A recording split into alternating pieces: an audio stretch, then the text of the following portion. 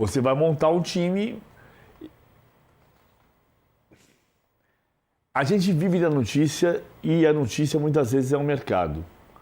Mas o mercado não é o fim. Não é o fim é o campeonato. Você monta um time para ser campeão.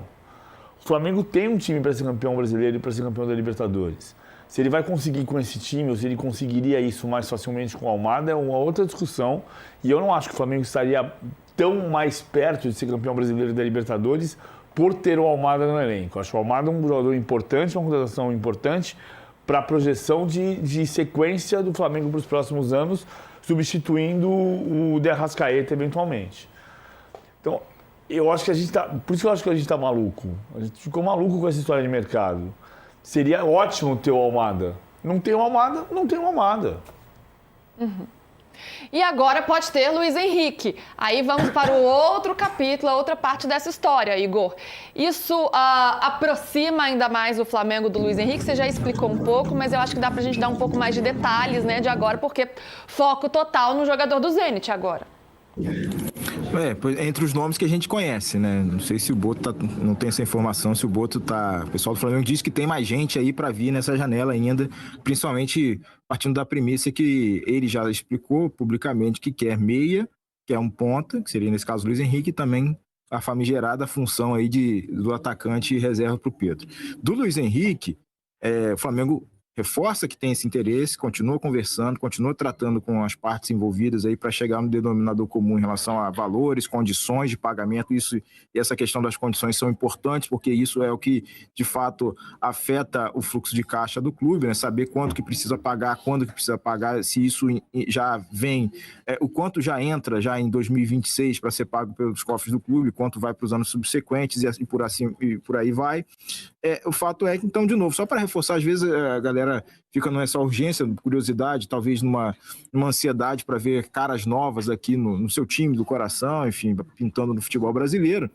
Isso é importante para que o Flamengo não quer se colocar na parede pelo staff do jogador, pelo Zenit, por criar uma suposta urgência de tê-lo já essa semana. Então, por isso que eu mencionei essa questão do prazo da Libertadores. Beleza, é legal contar com um jogador, um reforço, eventualmente, aí para um mata-mata do porte que é enfrentar o Cruzeiro na Libertadores. Mas o entendimento do Flamengo nesse momento é que não vai ceder a pressão, a situações que não sejam de interesse do clube, meramente para acelerar essa negociação para que ele seja inscrito para esse mata-mata. Então, por isso que pode ser que a negociação, se o Flamengo mantiver o seu interesse, que já é inclusive antigo, de longa data, né, mas agora de forma intencional nessa janela, por isso que pode ser que isso demore mais dias. Então, a gente está acompanhando essa situação do Luiz Henrique, fecha-se o capítulo Almada, mantém essa sustentação, essa ideia de ter Luiz Henrique. A gente já falou aqui do qual é a alternativa que ele poderia acrescentar, né? O PVC pondera que ele não traz tantos gols assim. Eu citei ontem, né, que se você faz uma comparação talvez com o jogo do Plata em termos de finalização, o Plata seja inferior, tem Luiz Araújo nessa dinâmica, o Carrascal atuando pelo lado direito. Então o Flamengo vai construindo sem necessariamente preencher todas as lacunas que tem no elenco, mas de fato vai construindo um caminho para tentar trazer esse jogador que foi para a Copa do Mundo, e a gente sabe que ele foi importante também quando estava aqui no Botafogo e construiu o seu caminho para ser chamado por Ancelotti para a seleção brasileira. Então, foco no Luiz Henrique no momento como nome principal, não quer dizer que o Flamengo vai parar por aí, apenas no Luiz Henrique. Pensando em valores, 3 milhões de reais seria uma loucura, Gabriel, para pagar por um jogador pelo Almada.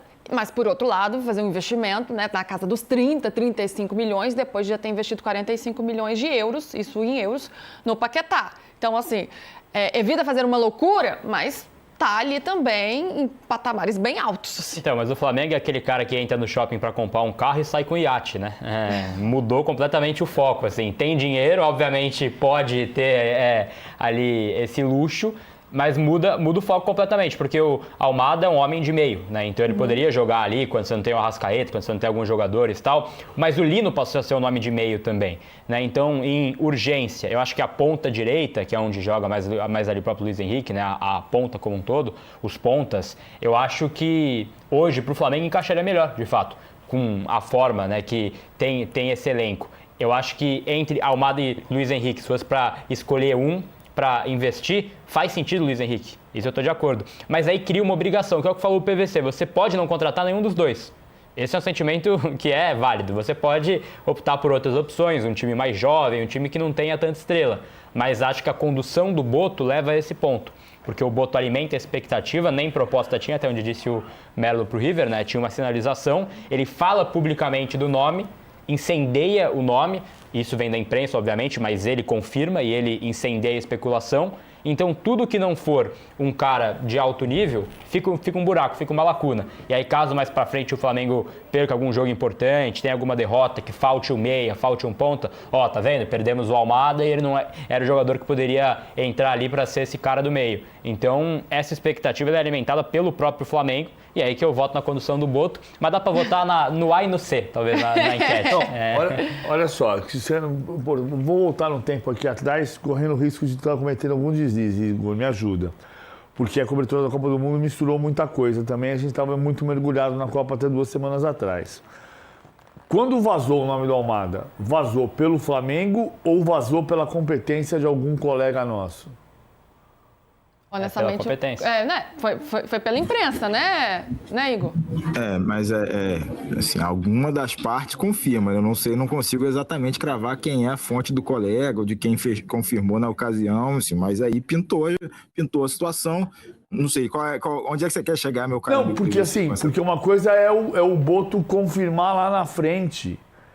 Quando a gente fala assim, parece que eu estou defendendo o Boto, eu não conheço o Boto. O máximo que eu tive de contato com o Boto foi quando o Boto, no ano passado, pediu para o Flamengo publicar uma nota em relação a uma coisa que eu tinha dito aqui e que era contra o que eu tinha dito aqui. Então não tem nenhuma relação de contato com o Boto. Não se trata disso. Estou só pensando assim, o Boto alimenta uma situação. Tá, alimenta porque a notícia apareceu. Aí a gente sabe que a notícia aparece porque alguém no Flamengo vai confirmar a notícia. A notícia pode ter saído primeiramente de alguém ligado ao Almada ou alguém ligado ao Flamengo. Uma das duas, ou alguém ligado ao Atlético de Madrid. Como nasceu no Brasil, provavelmente veio do Flamengo. De onde veio? Interessa ao Flamengo que isso apareça? Interessa. Entendeu o que eu estou dizendo? Assim, quando a gente fala assim, o Boto alimentou, a gente personificou no Boto. É que o Boto não é o dirigente mais discreto do mundo, como o Anderson Barros é no Palmeiras, ele deu por entrevista exemplo. Quando ele volta da Argentina, ele viajou, ele dá uma entrevista em que ele fala, não vou entrar em leilão, tal, eu não preciso convencer ninguém. Mas isso foi há 2 dias. Sim, então, mas ele deu uma entrevista, então, mas isso alimenta, esse é o meu ponto para você. Para mim, quando ele fala de forma tão aberta, não vou entrar em leilão, não vou gastar X, Y, Z, dá uma imagem pro mercado que tem para gastar e que vai ter um jogador daquele nível, daquele porte. Flamengo, quem falou, tem 1 bilhão para gastar em contratações. Isso foi o BAP. Sim, isso mas estão juntos ali, né? Sim, mas aí que eu estou voltando a dizer. Nós estamos personificando no Boto, porque o Boto... Algo que representa a diretoria, você quer dizer? Que representa o Flamengo.